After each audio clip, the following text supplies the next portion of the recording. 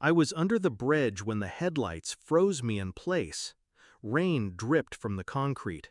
My daughter clung to my side, shivering under the thin blanket. And then I heard his voice. Low, certain, familiar. "My God," he said, "you look just like her." I turned. The man standing there was supposed to be dead. My grandfather. My whole life, my father told me his father had died before I was born. A tragic accident, he claimed. No photographs, no stories, nothing but a silence so absolute it felt like a wound. I believed him, because children believe. Until that night under the bridge. Until the man with silver hair and eyes sharp as broken glass reached out his hand and told me he was very much alive and had been searching for me. He took us to his mansion. Marble floors, fireplaces taller than me, a world of chandeliers and shadows, where silence felt expensive. My daughter ran her tiny fingers across velvet curtains while I stood frozen, my mind splintering. Why had my father lied? Why had he buried this man alive in my memory? The answer came at dinner, when my grandfather poured himself a drink and spoke without looking at me. "Your father," he said, "wasn't protecting me. He was protecting himself." I waited. My chest tightened. He stole everything from me. Money, power, even your mother. His gaze pierced me. He told you I was dead because, to him, I was. He erased me.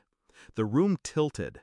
Every story my father ever told suddenly rotted in my mind. I went back through memories, searching for cracks, and I found them. The times we were late on rent, even though my father bragged about being smart with money. The way he mocked my mother's family, dismissing them as parasites. The disgust in his voice when he spoke of old men who never knew when to quit. All the patterns were there. I had just been too blind to connect them. But now, sitting in that mansion, hearing the truth from the man my father had buried, I understood. My father hadn't just betrayed his father. He'd betrayed me.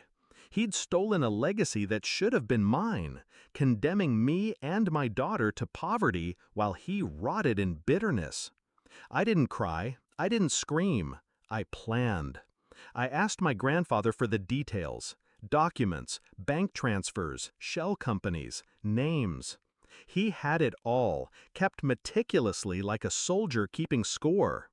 Together, we built a picture of theft spanning decades. And while my grandfather wanted justice in court, I wanted something cleaner, something sharper.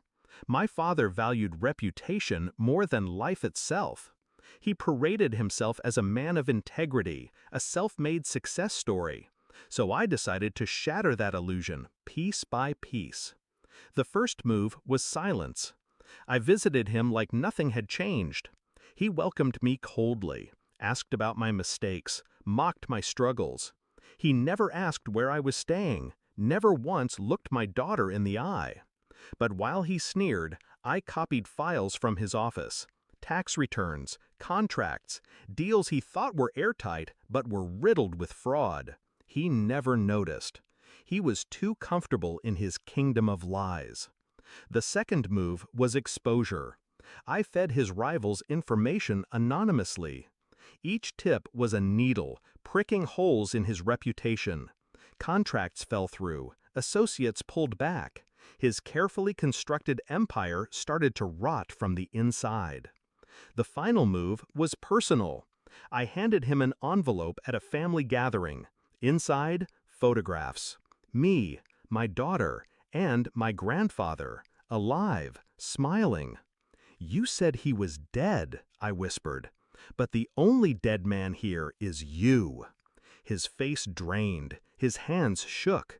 He tried to speak, but the room was already turning against him. Whispers, stares, judgments. His kingdom collapsing not with fire, but with silence. Weeks later, the lawsuits began. Investigations. Former allies testified against him, using the same documents I had unearthed. He lost his company, his wealth, his reputation. And when the press asked about the daughter he abandoned under a bridge, he had nothing to say. Because the truth wasn't just a story anymore, it was evidence. Now I live in the mansion my father stole from me. My daughter plays in gardens she once only dreamed of.